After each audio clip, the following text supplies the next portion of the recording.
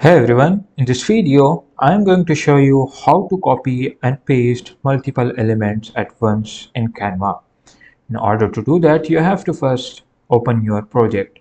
Right now I'm in the project which is already opened. We have lots of elements over here. Now I want to paste all over here in this tab. So what I will going to do is you have to click shift and click uh, after that, you have to hold the shift again and just click. It will select it to photos. Now I have to just hold the shift button and click. Whatever you want to select, just hold the shift and click. After that, just copy and paste it on the blank page. As you can see here, just I have to resize it.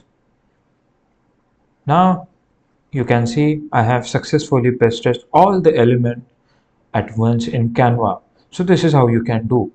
If you like this video, and then subscribe to the channel, and thanks for watching.